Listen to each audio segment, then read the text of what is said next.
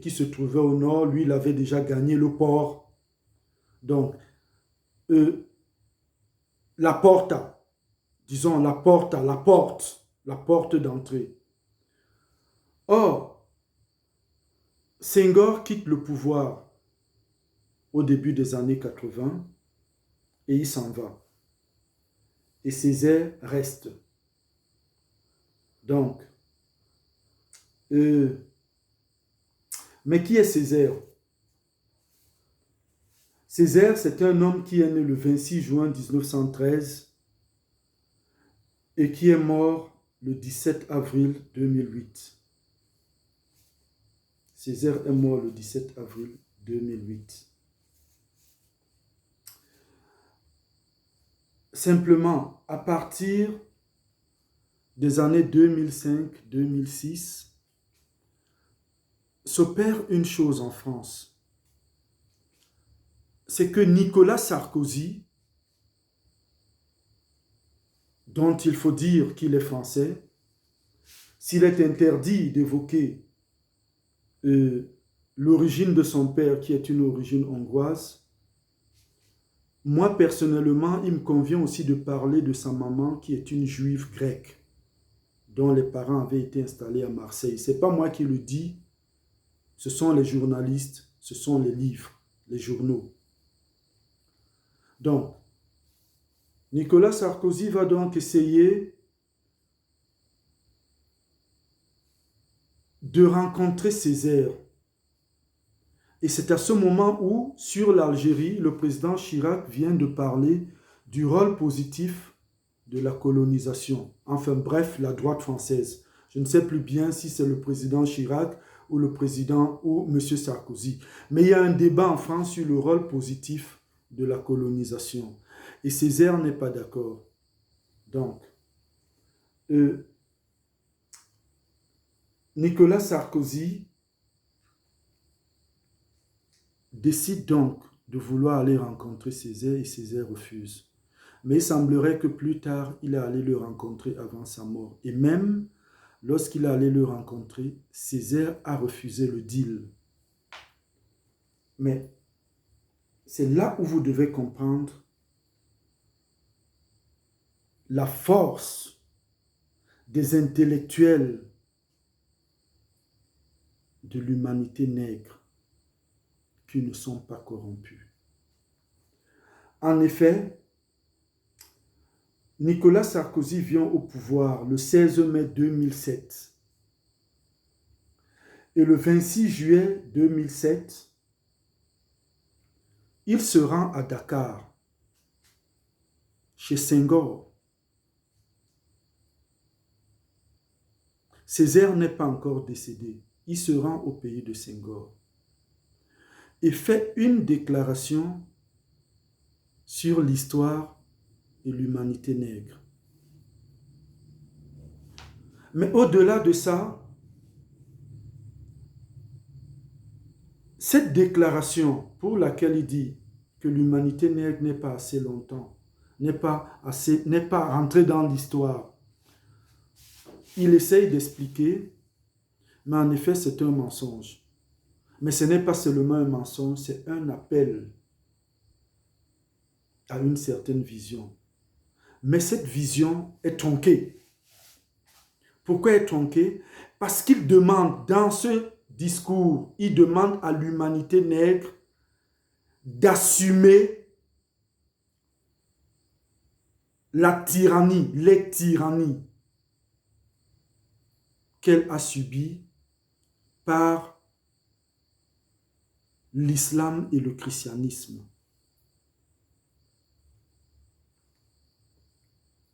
Césaire est encore en vie.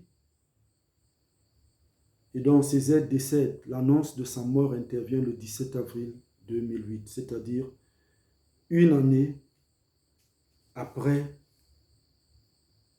le discours, enfin quelques mois après le discours de Nicolas Sarkozy à Dakar. Simplement, Césaire, au moment de ses obsèques, c'est là où il règle le problème et laisse un héritage à l'humanité nègre. C'est qu'il y a une cérémonie au cours de ses obsèques au stade de Fort-de-France.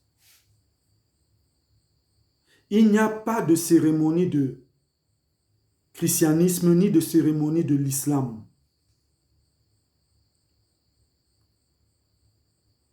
Mais, conformément à sa volonté, on a fait déplacer des joueurs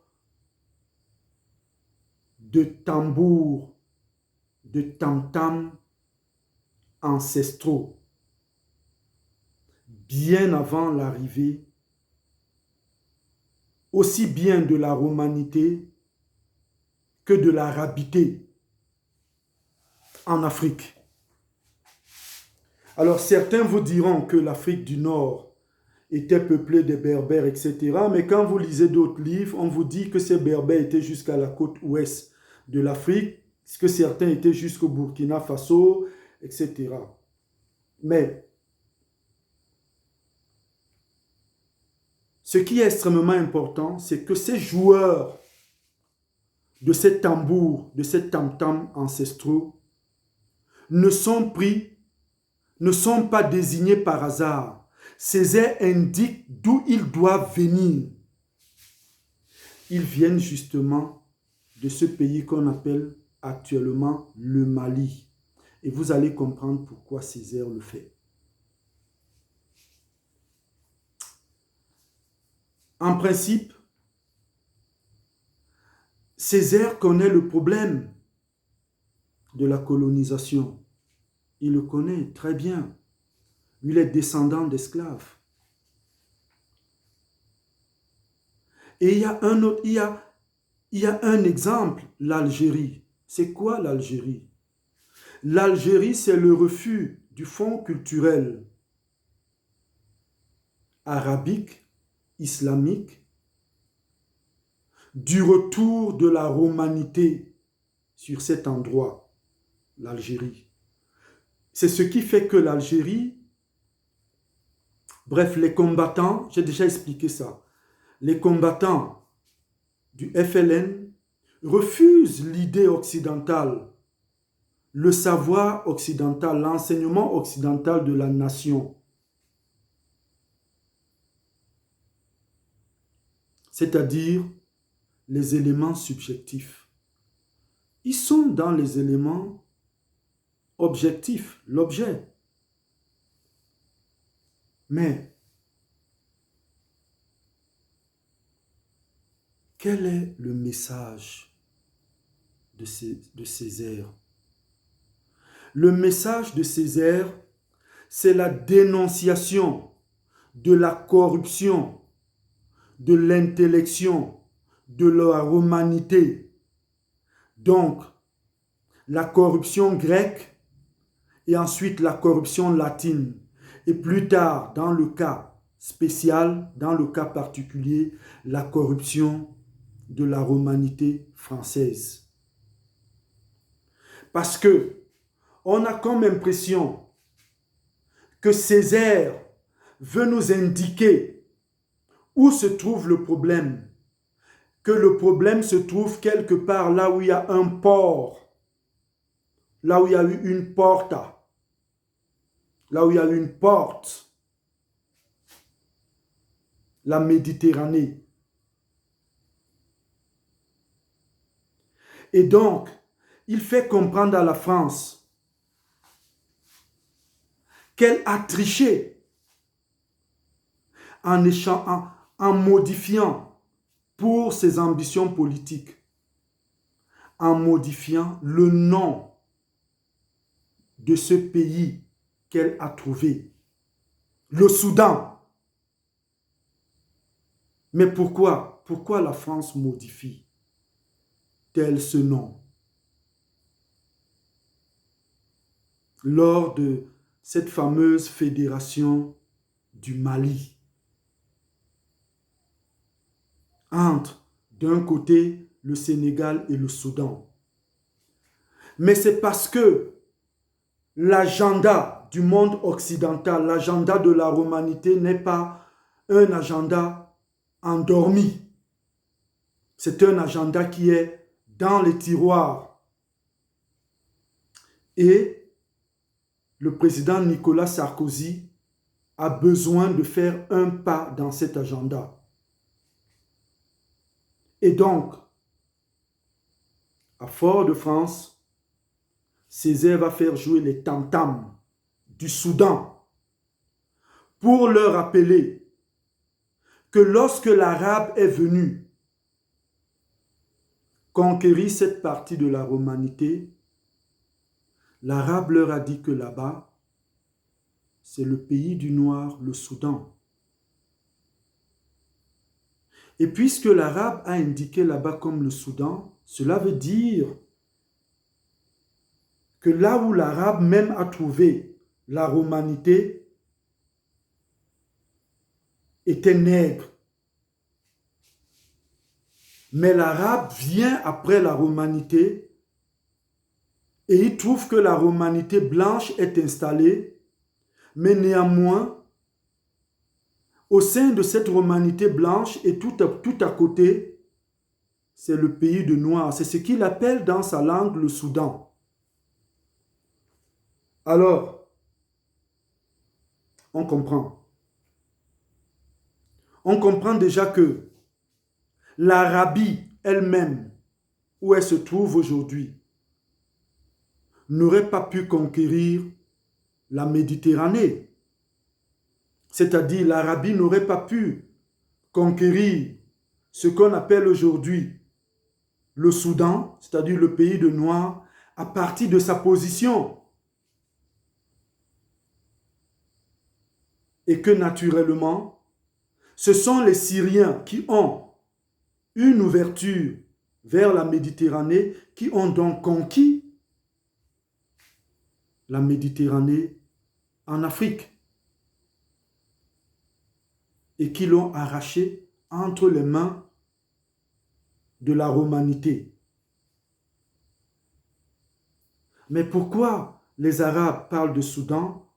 Parce que celui qui lit las novelas ejemplares de Cervantes, las novelas ejemplares de Cervantes, découvre là-dedans le problème de l'humanité nègre. Parce que, en fait, l'Arabe n'a fait que du Soudan, du pays de Noirs, ses guerriers pour aller conquérir l'Occident. Donc, le fait d'avoir indiqué le Soudan, en 2008, lorsqu'il décède, mais parle pour la suite de l'agenda, c'est que on verra d'abord une chose extraordinaire pour l'homme du Cameroun que je suis. C'est qu'au moment après ces cérémonies où Ségolène Royal était présente, Nicolas Sarkozy et bien d'autres personnes, la culture occidentale, romaine par le christianisme, écartée de ces cérémonies. La culture arabique et islamique écartée de ces cérémonies. Et il n'y a que la tradition africaine, avant la romanité, avant l'arabité qui est pratiquée. Le cortège funèbre de Césaire est accompagné au cimetière sans grand monde. Sans grand monde. Ce cortège traverse certaines rues de Fort-de-France pour aller vers ce cimetière et se produit un événement. Et je suis là devant la télé, je vois cet événement. C'est que, à quelques centaines de mètres du lieu du cimetière, pendant que le cortège de Césaire passe, un homme sort de la foule, tenant entre ses mains le drapeau du Cameroun, le seul drapeau, et se met donc à suivre la voiture portant le cercueil d'Aimé Césaire. Et je suis là devant la télé et je ne comprends pas pourquoi ce drapeau du Cameroun, vert ou jaune frappé d'une étoile, or sur le rouge, est en train d'accompagner au cimetière pour les derniers moments de Césaire son cercueil. Mais en effet, la chose est très simple. C'est que il y a eu une réunion en N'Djamena à laquelle le président Kadhafi a reçu de nombreux dirigeants de l'humanité nègre, parmi lesquels le président Paul Biya. Les images sont là et les images présentent le président Paul Biya arrivant sur ses gardes. Et sur cette partie des images qui est présentée, on le voit dans la discussion brève avec Kadhafi, où le président Paul Biya fait un signe de négation, c'est-à-dire son désaccord. Et on voit comment le président Kadhafi, par la mimique, la gestique si vous voulez, insiste pour lui demander « mais pourquoi ?»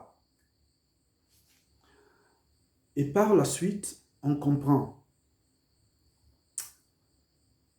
que plus tard, c'est-à-dire en 2009, le président Kadhafi s'était même efforcé de devenir président de l'Union africaine, ce qui n'avait pas plu à beaucoup de gens.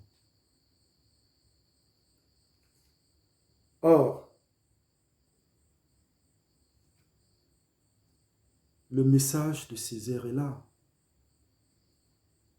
Il est là, celui de la romanité, les plans de la romanité. Parce qu'on verra qu'après 2008, 3 ans après, le président Kadhafi est renversé. Mais seulement, ce n'est pas ça le problème. Le problème, c'est que au moment où il est attaqué,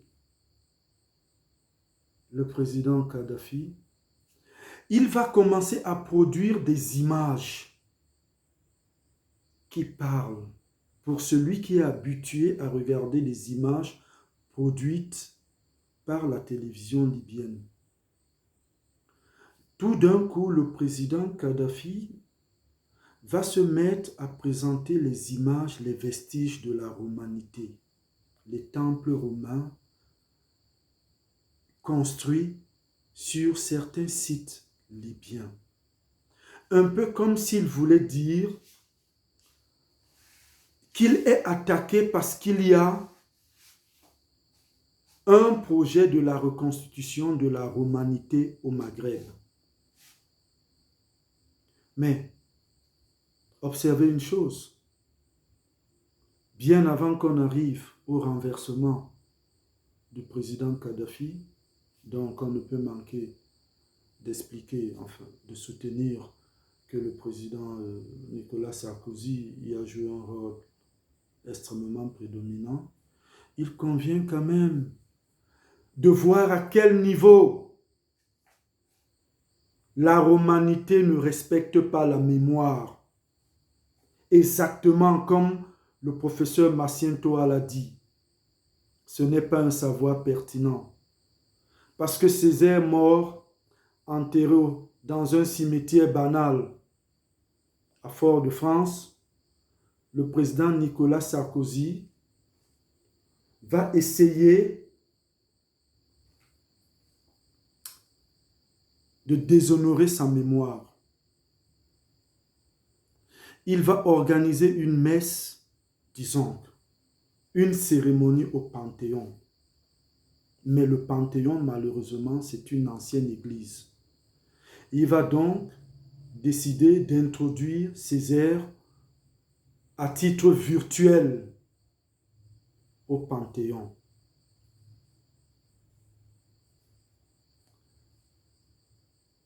Mais pourquoi ne pas penser qu'il s'agit de repositionnement de la romanité? De toute façon, Césaire leur transmet un message. Vous aviez falsifié, vous aviez essayé de retourner l'histoire au profit de la romanité en ramenant le Mali comme royaume. Mais les Arabes, vous avez déjà dit que là-bas c'est le Soudan, le pays des Noirs en arabe. Alors, on voit exactement ce qui se produit. On voit que la Tunisie tombe. L'Algérie ne peut pas tomber parce que l'Algérie a lutté déjà sa guerre contre le retour de la romanité. C'est récent. C'est 61-62. C'est récent. Le Maroc ne peut pas tomber parce que le Maroc a ce problème qu'il venait récemment de présenter avec l'Espagne. Ce qui explique Ceuta et Melilla, c'est-à-dire les positions avancées de la menace de l'arabité, donc au sein du royaume marocain. Et c'est d'ailleurs cette même stratégie qui fait en sorte que l'Espagne va également aller s'installer derrière le Maroc, c'est-à-dire au Sahara occidental. Donc, on a vu dernièrement que lorsqu'il y a un problème, mais le Maroc ouvre les ports, les portes. Et c'est donc ce qui se passe. Ce qui se passe est la vérité de ce que Césaire dit. Le pays, les Arabes l'ont dit, le Soudan, c'est le pays des Noirs. Mais qu'avons-nous vu lorsque Kadhafi est tombé? Qu'avons-nous exactement vu? Mais nous n'avions pas vu autre chose. Nous n'avions pas vu autre chose. On a vu en Libye le tableau produit par l'islam au VIe siècle, au 7e siècle. On a vu des actes de mise en esclavage. L'humanité naît de nouveau en Libye au 21e siècle. On a vu pendant que le régime libyen tombait, ceux qui venaient par la romanité, par les puissances de la romanité, s'attaquaient ouvertement aux populations de l'humanité nègre, les accusant d'avoir été celles qui ont supporté le régime de Kadhafi. Mais simplement, on constatera effectivement la manifestation de la symbolique de Césaire, le Soudan. Puisque Kadhafi mort, on va donc arriver à la mise en marche des populations du Soudan. Et c'est ainsi donc qu'on verra toutes ces armées descendre pour venir envahir de nouveau le Sahel.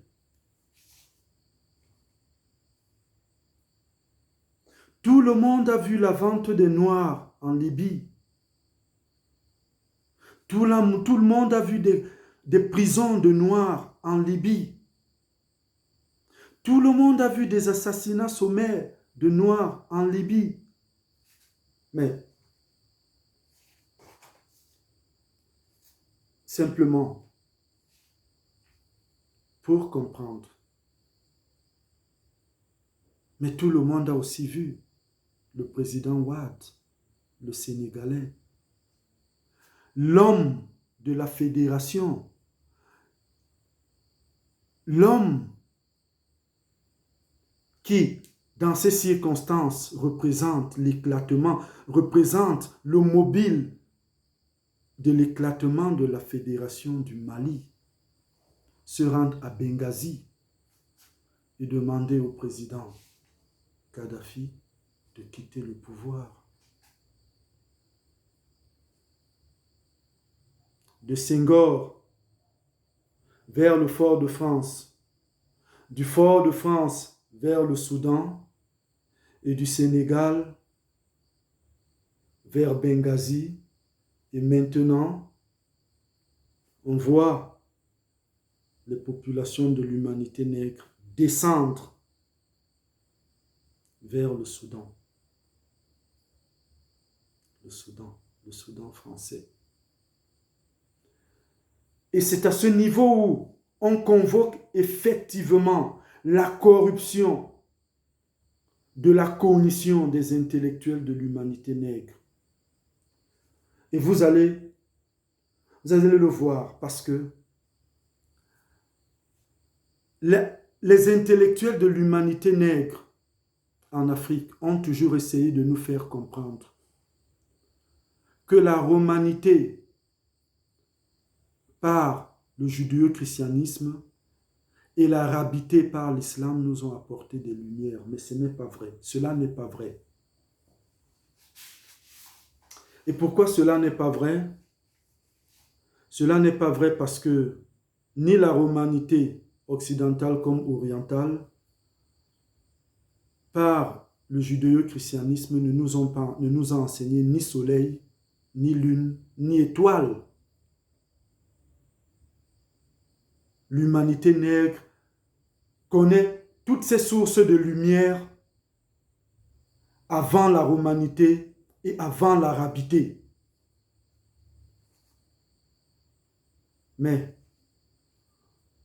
on pose toujours la question de savoir qu'est-ce qui s'est passé pour que moi, Boutout Lombeke, soit aussi fortement transformé par rapport à la dogmatique, par rapport à la doctrine. Je voudrais vous dire une chose. Il n'y a pas de crime plus grave, plus grand qu'on puisse commettre auprès d'un homme de l'humanité nègre lorsqu'il ne veut plus s'identifier dans les doctrines du judéo-christianisme et qu'on essaye de le diffamer, c'est-à-dire que les bourreaux, les maîtres de cette doctrine judéo-chrétienne n'aient de solution que diffamer un homme, le violenter, l'affamer, pour l'obliger à se reconnaître comme musulman, ce que j'ai refusé. Je ne serai jamais musulman. Mais ces criminels vont au-delà de ça. Et maintenant, essayent de s'attaquer aux populations de l'humanité nègre, au sein desquelles je vis, pour leur demander de mettre pression sur ma personne, pour que j'accepte l'islam, ce que je ne ferai jamais. Et ces personnes deviennent donc comme des malades qui, lorsqu'elles me voient, sont obligées de me faire des gestes un peu pour me dire, si tu n'acceptes pas ça, tu mourras de faim. Je mourrai de faim. Je ne le ferai jamais. Le professeur Marcien Toa a expliqué dès le départ que la scolastique, ce n'est pas de la philosophie, ce n'est pas un savoir pertinent. Or, l'islam intègre la scolastique, intègre le christianisme, dont l'islam lui-même n'est pas sérieux. Ça va de soi. Ce n'est pas un savoir pertinent. On n'a pas besoin de gueuler pour le savoir, mais quand on a été un homme comme moi, qui a étudié la philologie de la romanistique, c'est-à-dire l'italianistique, ou l'hispanistique, il y a au moins un mot qui guide. Ce mot est banal, mais il guide. C'est le mot sémaphoro. El semáforo, en espagnol, il semáforo, en italien. Mais qu'est-ce que ça veut dire? Cela voudrait simplement dire